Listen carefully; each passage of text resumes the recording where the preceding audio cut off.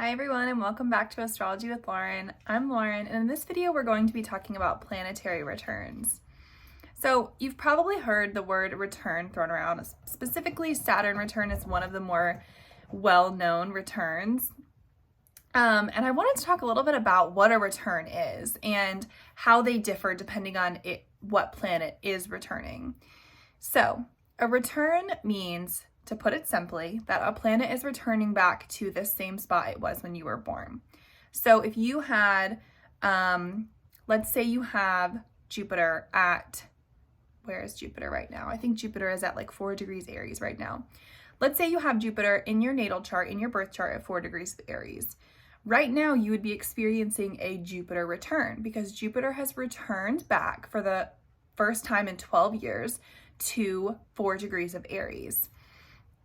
Every planet does this, but they take different amounts of times to return. So the moon returns every 28 days. It's one of our fastest moving planets. It is the fastest moving planet, and goes through the zodiac in 28 days. The sun returns every 365 days. So a solar return is also known as your birthday. Venus and Mars are around a year-ish. It kind of just depends on their cycle, but also fairly often. But then you get into planets like Jupiter, that takes 12 years to return. Saturn, that takes 29 years to return. And Uranus takes 84 years to return. Those are all the returns that we typically see in a lifetime. Neptune and Pluto are much, much slower. Neptune is around 120 years to return. Pluto is 250 years to return. We are actually in a Pluto return as a country right now here in the United States. We are officially at 248. It kind of depends. Again, it's not so cut, it's not always 250. I think it's right around 248. Either way, all of the planets vary in their speed, so naturally they vary in terms of when they return as well.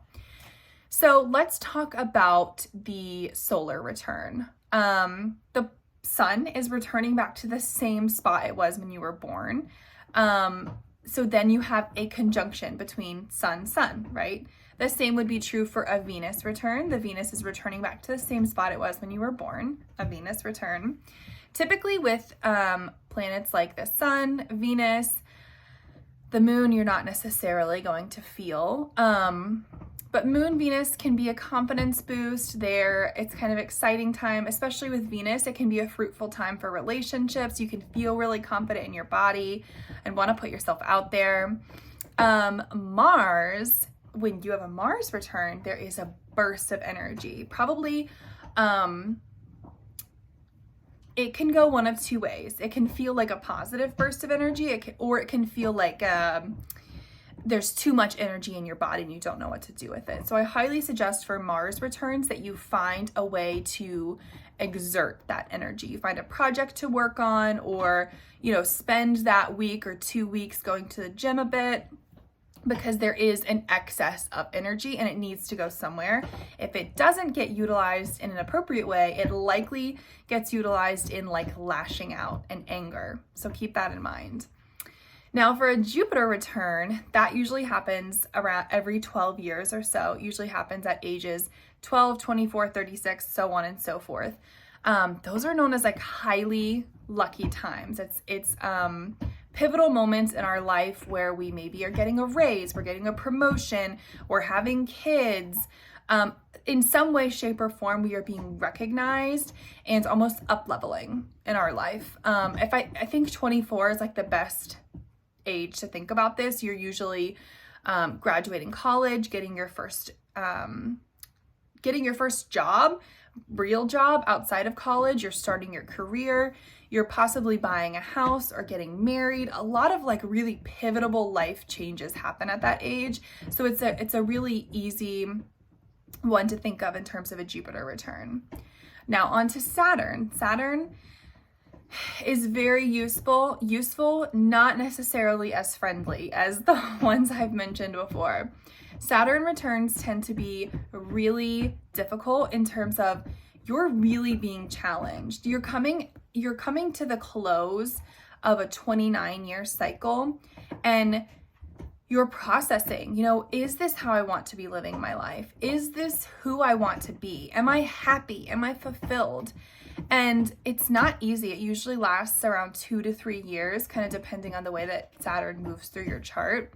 And for ages, it's typically around like 28 to 30, 31-ish, and then again at 57, 58-ish, making sure I did my math correctly.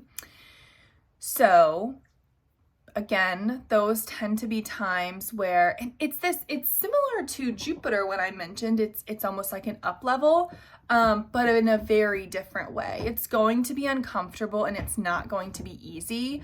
And I highly suggest, if you're going through a Saturn return right now, don't fight it. I know it can be really easy.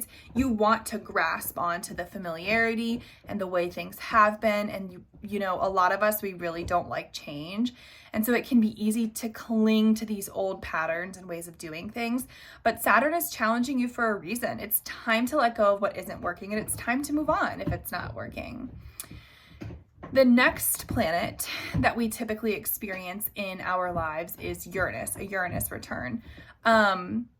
It's not as heavily focused on, I think, because even though plenty of people live to 84 these days, not all of us do, unfortunately. So the thing that is most focused on with Uranus is the Uranus opposition, which happens at 42. That's kind of known as the midlife crisis. You think about like the way it's been depicted in the media. It's the guy who divorces his wife and leaves his kids, buys a sports car, whatever it is. We are almost rebelling. Uranus is the planet of rebellion. It's the planet of freedom. So we get to that age 42 and we're asking ourselves, what is happening? I am suddenly, 20 years into my career. I have kids now. I have a family, and I feel trapped in these routines that I have set for myself for the last 42 years, and I need to break free from that. So a lot of the Uranus opposition is really feeling that inner challenge of, how can I be myself? How can I live more intuitively, live more authentically, and breaking free from that. Again, the easiest way to sum it up is the midlife crisis. So those are the major returns. I don't want to get too far into other areas like the Saturn squares or the Saturn oppositions, but I could definitely do a second video if anyone is interested. But yeah, that sums up our returns.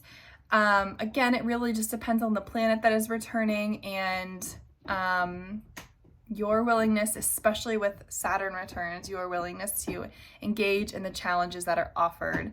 And with the fruitful returns, being able to accept those opportunities, because the Jupiter returns, they can be comfortable or they can be challenging as well. It can be challenging to accept, all of these good things are happening to me.